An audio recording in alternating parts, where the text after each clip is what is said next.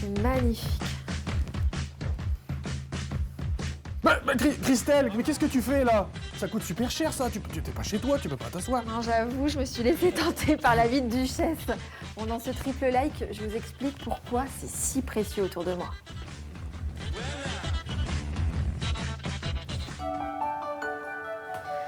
Après 2 ans de restauration, vous pouvez voir les appartements privés du duc et de la duchesse d'Aumale. C'est le seul exemple de décor princier de l'époque de Louis-Philippe. C'est mon premier like. Je rejoins la conservatrice Nicole Garnier pour en parler. Nous sortons ici de la salle de bain de la duchesse d'Aumale et nous entrons dans sa chambre à coucher. Le décor, comme tout l'appartement privé, a été aménagé dans les années 1845-1846 par Eugène Lamy, le peintre romantique.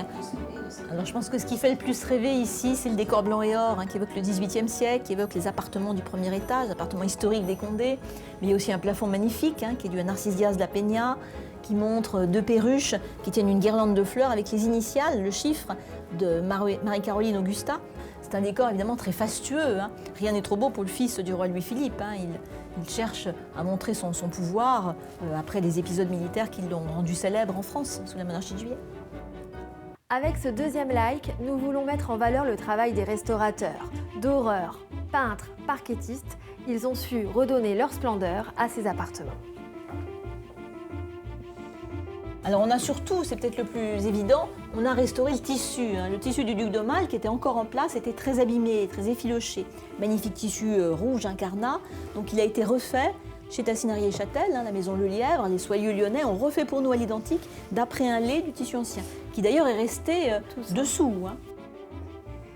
Autant les murs, l'enveloppe, le clos et le couvert ont été restaurés avec l'aide de l'État, les monuments historiques, de la Fondation de Chantilly et de l'Institut de France propriétaire. Autant tout ce qui est objet mobilier, peinture, tableaux, meubles, tout ce qui est posé à l'intérieur des pièces a été restauré avec du mécénat privé.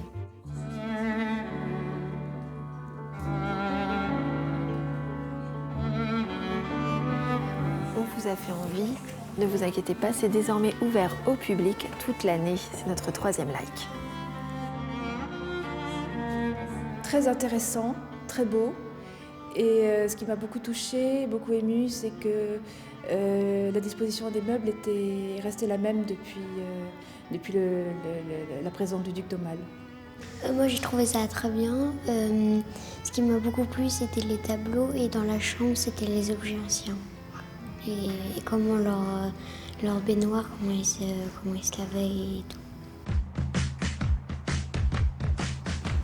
On espère que cette visite guidée vous a plu et que vous reviendrez voir par vous-même les trésors intimes de la famille d'Aumale qui se cachent derrière ces murs. À bientôt pour un nouveau triple like.